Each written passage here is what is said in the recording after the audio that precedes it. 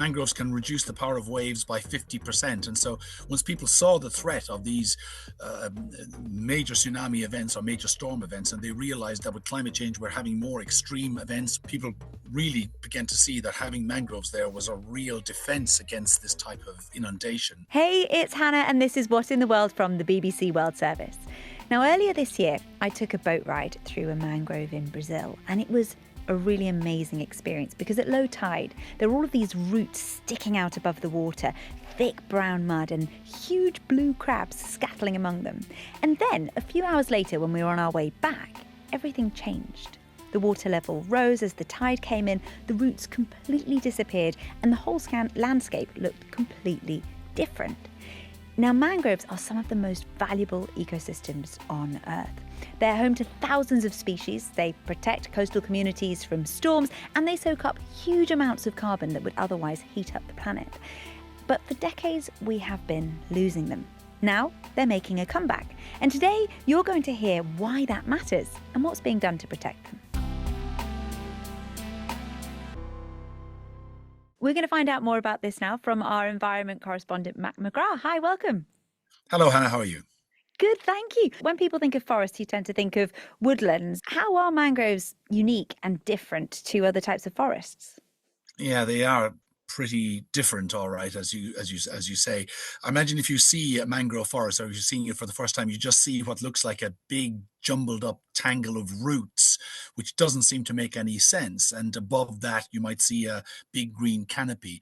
But this tangling of roots is, critical and key for all the services that they provide to us. And they make these amazing, innocuous looking kind of bushes and trees on the edge of countries and on the edge of these tropical coastlands, but they perform these amazing services. They look quite innocent in some respects, but they're powerhouses of the environment. And we have spent decades destroying them. Why have they been cleared out? The main cause has been shrimp farming, or clearing of these forests and the creating of ponds for shrimp farming, mainly in Indonesia, Myanmar, other countries in Asia as well.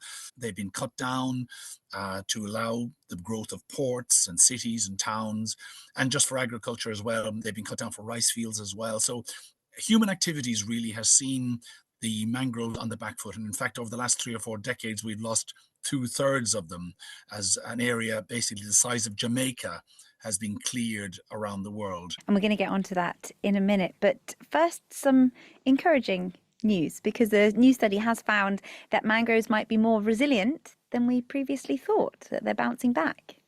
Yeah, absolutely.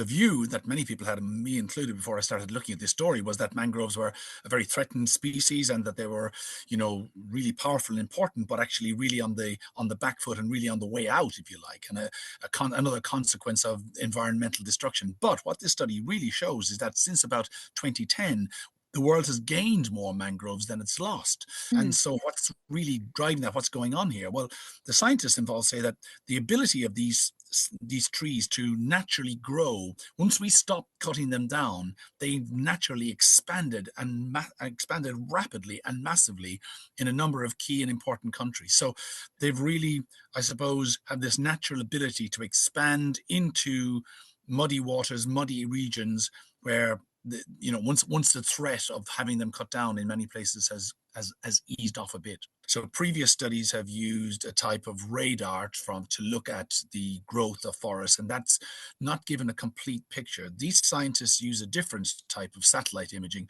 They used optical imaging. Their overall perspective on the trees was better, allowing them to have a more thorough count, and that showed that the losses or the rates of regrowth were significantly greater than previous studies had shown. The researchers are from the United States, but they're also part of a team that comes from all over the world, and they include some people that have been involved in the previous studies. So it was published in a peer-reviewed journal. There's a lot of good science behind this, and people are generally welcoming of this study, showing that things were actually better than we had thought.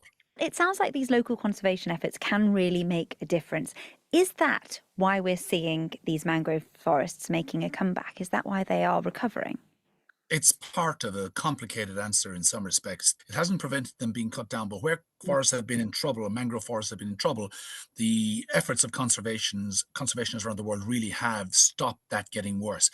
But what's really made a difference seems to be a couple of things. One is a change in public opinion in some key countries, such as Indonesia and Myanmar.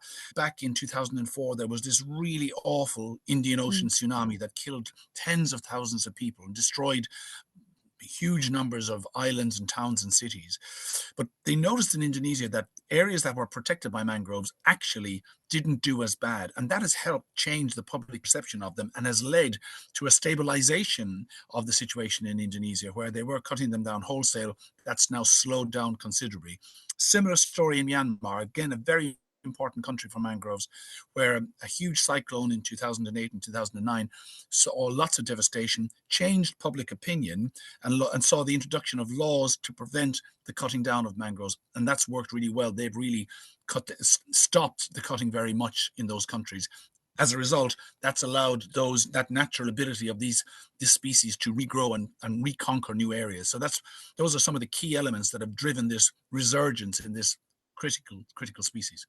So people began to recognize the value of mangroves as a kind of natural coastal defense system. Absolutely, yes. And it's true too, because mangroves can reduce the power of waves by 50%. And so once people saw the threat of these major tsunami events or major storm events, and they realized that with climate change, we're having more extreme events, more storm surges, more deadly flooding events in many parts of the world, people really began to see that having mangroves there was a real defense against this type of inundation. And that's been part of this change that's gone along. There have been other factors as well. The fish farms haven't expanded as much. Some scientists believe that they've cut down as much as people can do. And there are other factors as well, such as the deforestation upriver, bringing nutrients downriver, allowing the mangroves to grow more quickly where they are because of more nutrients. And that's not a great reason for them to grow either, if deforestation up the river is causing afforestation down the river. So there's a lot of complex factors there, but the change in public perception, the change in the laws, and I suppose a general recognition that these things are really valuable has helped, in some respects, put the mangrove on a much stronger footing.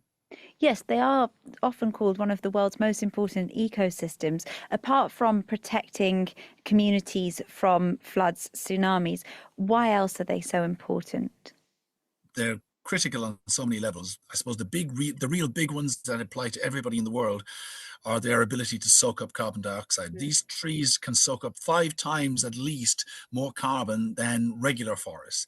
And their ability to hold it and bury it in their roots is really a major defense against climate change. But also they're critical as nurseries. They're home to thousands of species, fish, all sorts of marine mammals, all sorts of animals as well. So they provide this amazing nursery, if you like. They're a hotbed of diversity and ecosystems, and they really protect those ecosystems as they grow and develop. So I think it's the benefits to humans, the benefits to nature, the benefits to people living on islands or in tropical places. They're an undoubted boon to the world. It's just really nice to focus on the positive and hear some uplifting news when it comes to the climate and to the environment and the world we live in. Matt, thanks so much. My pleasure. Before I go, I want to thank you for the comments that you have left on our episode about El Nino, the weather phenomenon that is due to make its way this year. Now, lots of you got in touch about climate solutions, and we got this one from Kadiravan, who suggested planting trees, investing in renewable energy, improving public transport, and protecting wetlands and mangroves. So please keep those comments coming, and if you've got an idea for a story that you think we should be covering, then do get in touch with us. For now, I'm Hannah. This is What's in the World from the BBC World Service, and we'll see you next time.